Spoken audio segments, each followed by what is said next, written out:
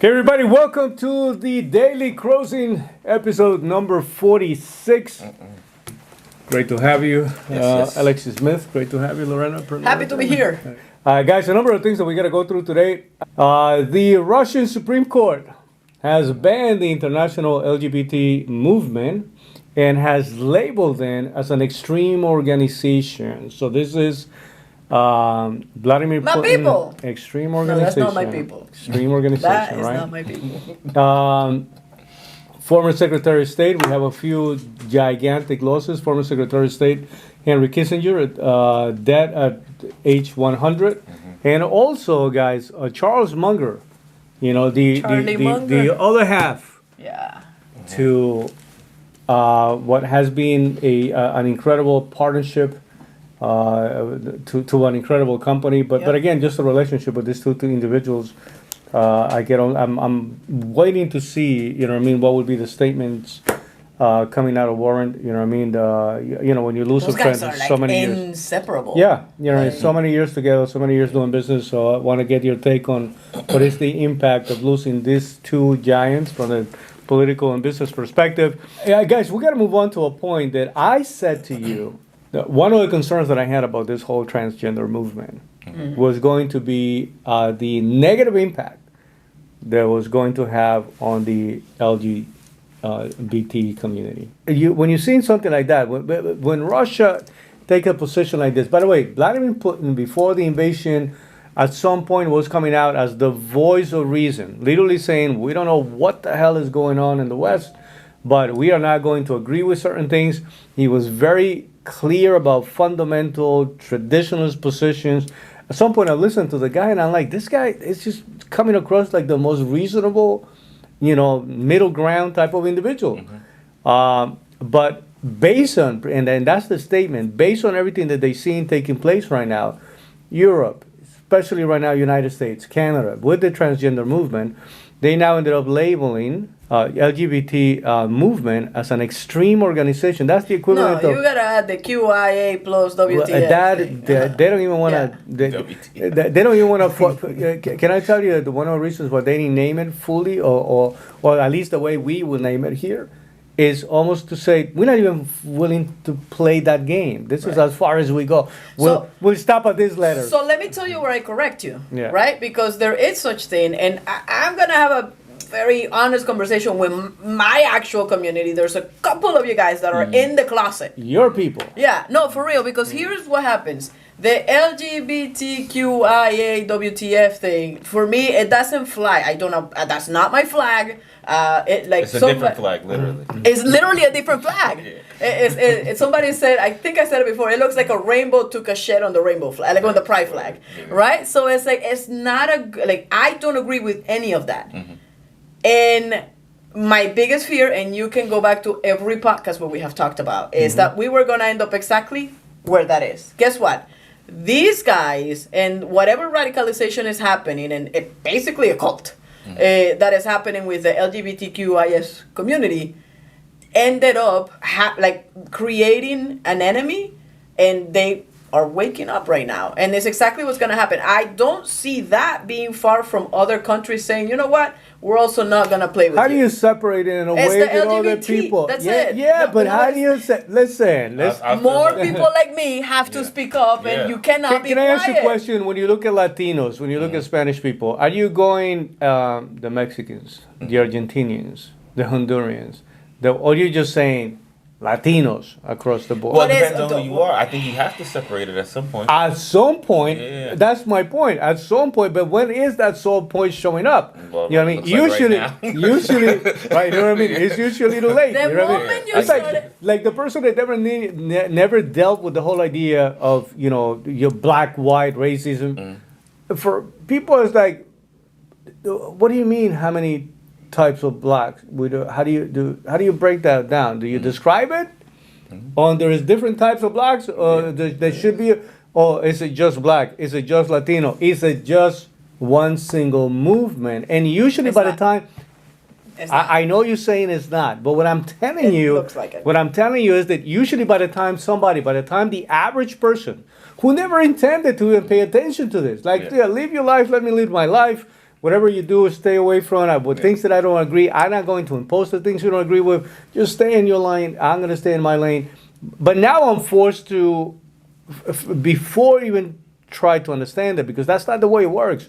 Most reasonable people, however reasonable they want to be, they have to react to situations that make them uncomfortable. Yeah, I agree. You know what I mean? agree. It's not like let me study this whole thing so then I can issue So- a position. What happens is something very drastic happened. The person makes a statement about that, puts everybody inside of that same bucket or under the same umbrella, and then later on you realize, you know what? Not everybody's the same, but that damage is already done.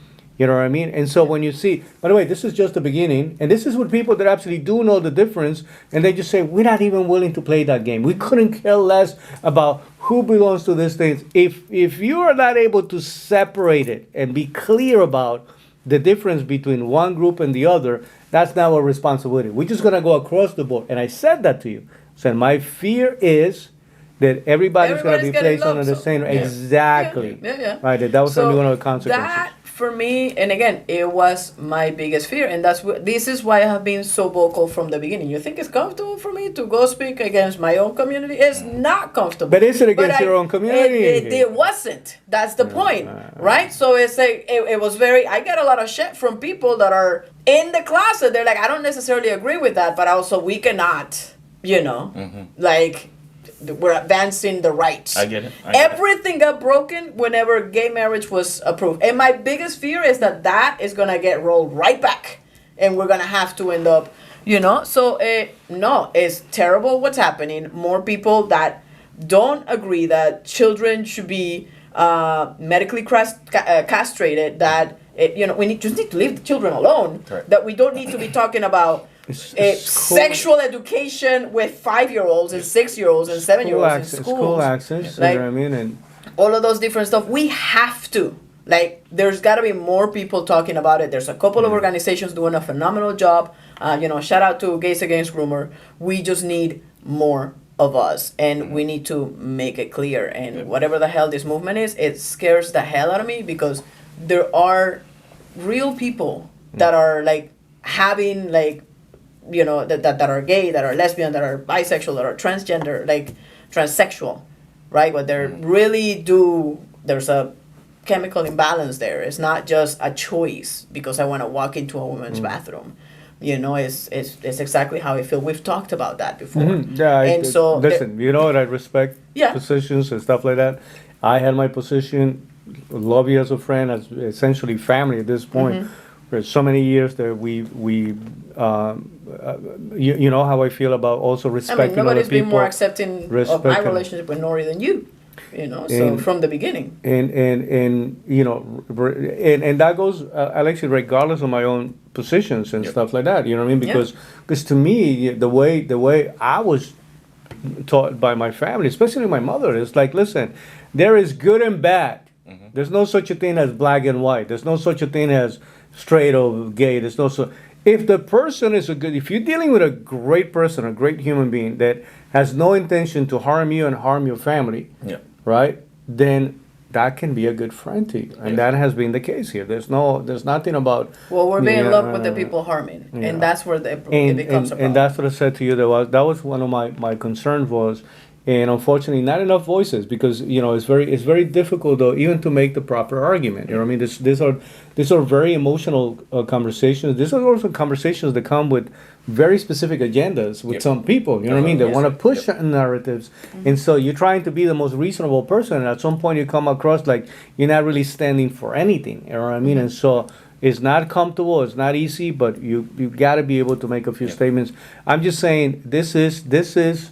Just so you know, in certain areas of the planet, this will represent the beginning of a bunch of many other countries going backwards that will follow. That's taken. So anyway, guys, just wanted to highlight that. Can I just say one thing? As much as it sucks, if it means that it's gonna help all of whatever's happening in the schools and whatever's happening with all of these doctors that are going into court, affirming the gender of a 6-year-old. If that is what's gonna make sure that doesn't happen to children, I'm totally okay with it. Yeah, As much as it freaking sucks for me and what we have been able to accomplish, the children are the future, and we cannot forget that. We cannot mess with them. And Yeah, no, I understand what you're saying, Just but sad to see what's unfortunately, this is not right now the country or the leader that has. This will be like Kim Jong Un. You know what I mean? Coming up with something that, as a matter of fact, right off the bat, people are going to say, "Yeah, see what happens. A dictator or a tyrant." You know what I mean? So it doesn't. Depending on how you want to carry the conversation, there's no reasonable conversation. But anyway, guys, two giants passing away. Let's move on to this conversation.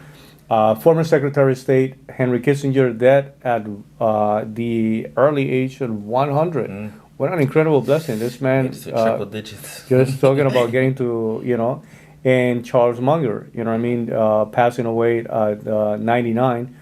Again, the Berkshire Hathaway is an incredible company, but it's more than just being an incredible company.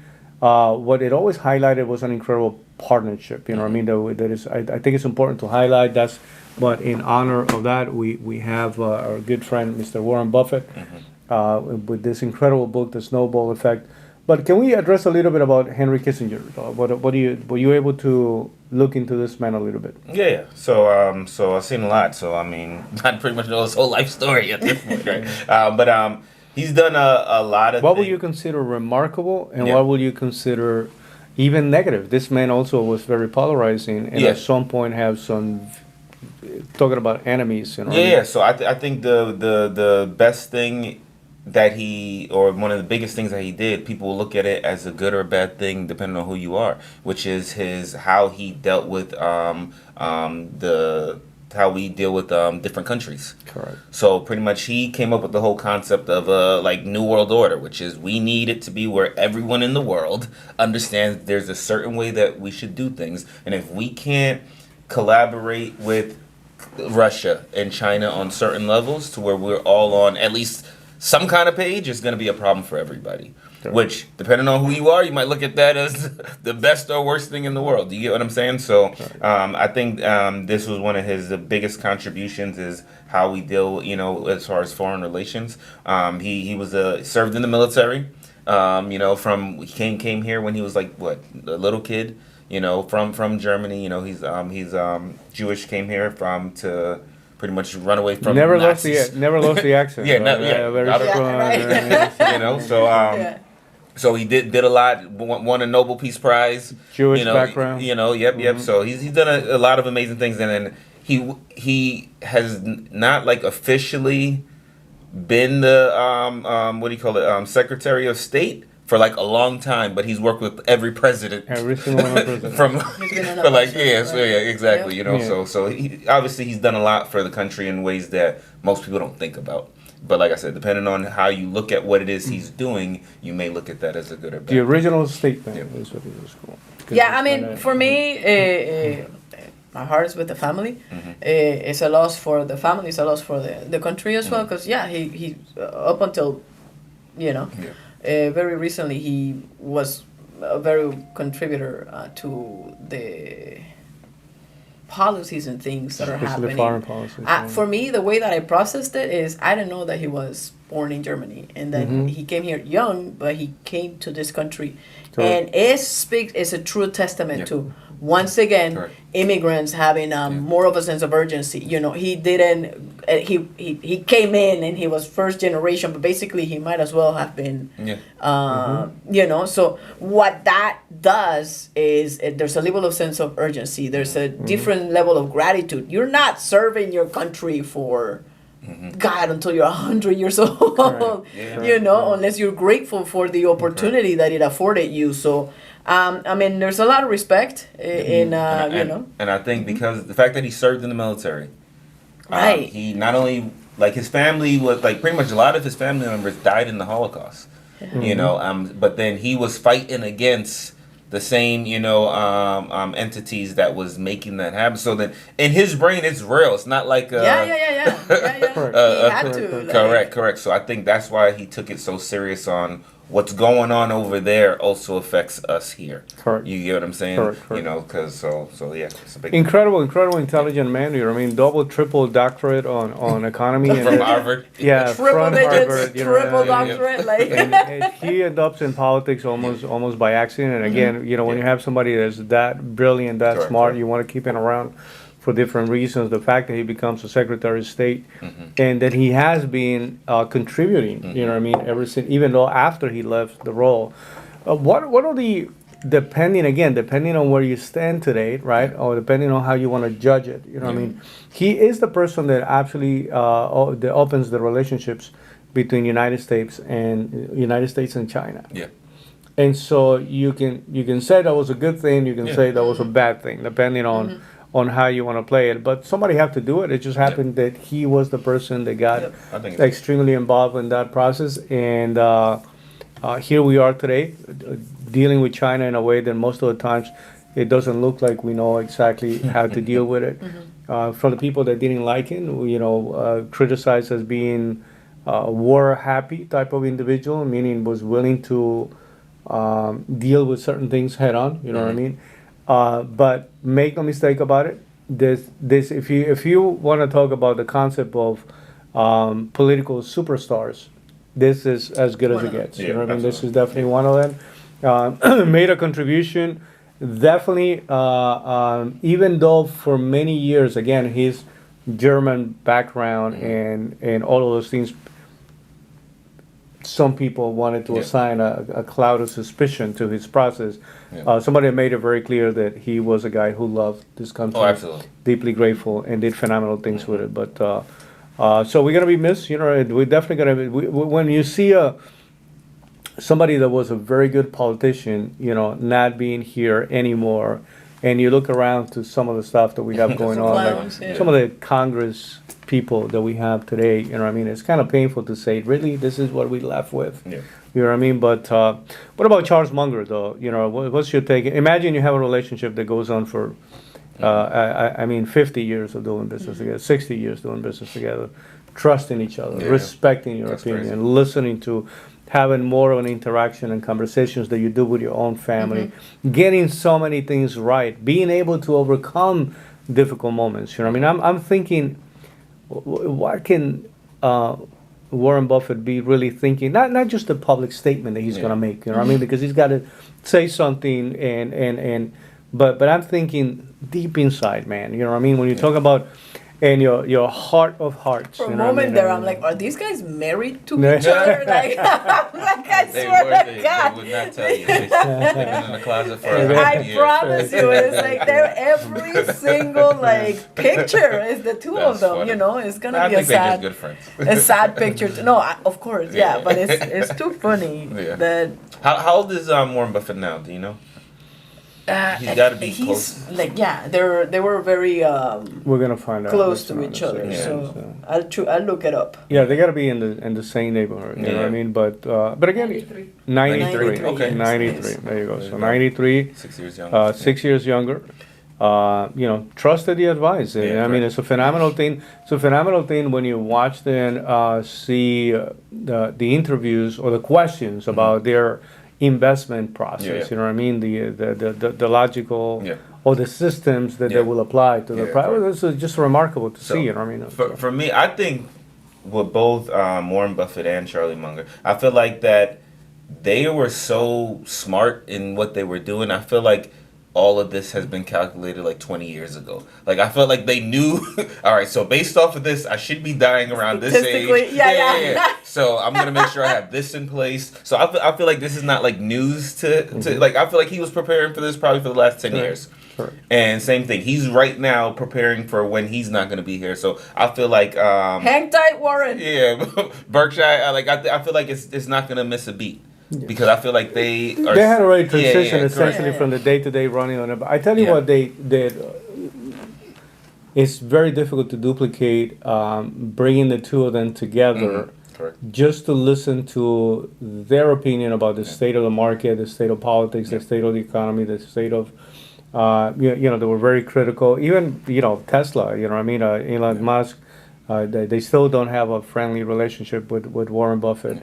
They were very critical of cryptocurrencies. They were very critical of, and the fact of the matter is that you are forced to listen to people that have such a track record, man. And Wisdom, talking about yeah. a proven track record of success, Yeah.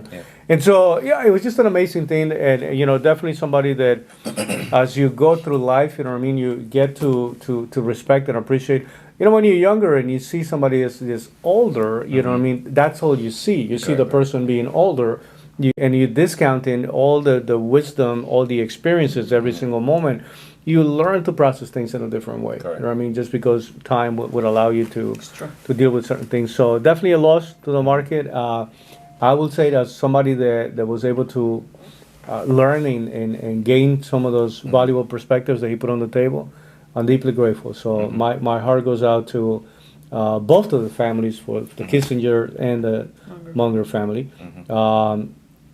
And I'm sure they also value what they have as much as we do.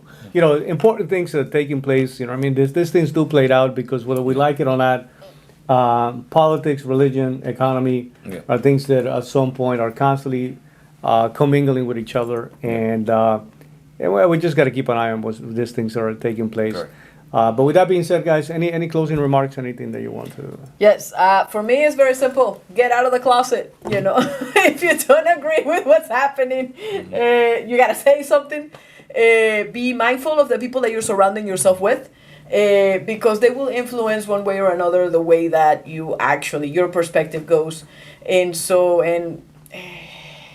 Yeah, the holidays are coming around. Make sure that you're really paying attention to how you're spending your money, and that you do things because you want to, not out of obligation. There's a lot of people right now, there's a lot of pressures during the holiday that come in, and it's just because people will put themselves in position just to please somebody else but not do things for themselves. So think a little bit more about yourself without being selfish, but understanding of what you can do for yourself so that you can be better for your family, your finances. We have a 2024 coming around.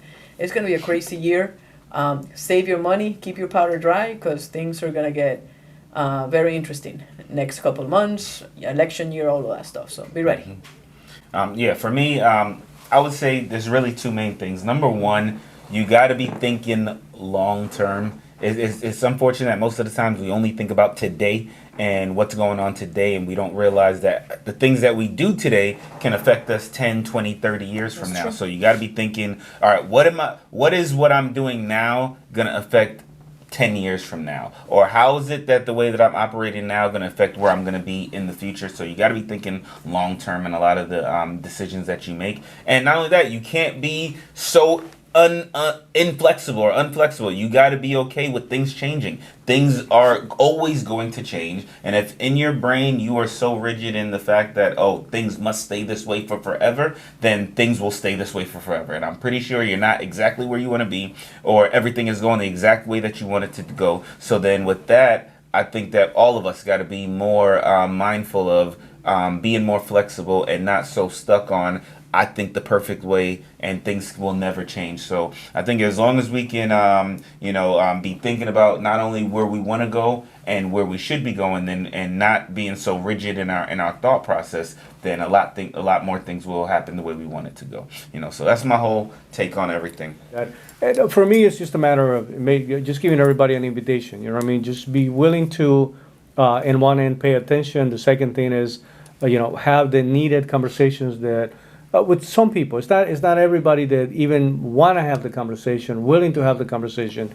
They just want to have easier distractions than to go into something that would be deeper and meaningful. But at some point, you got to make the choice of either participating in the solution, solving some of the issues.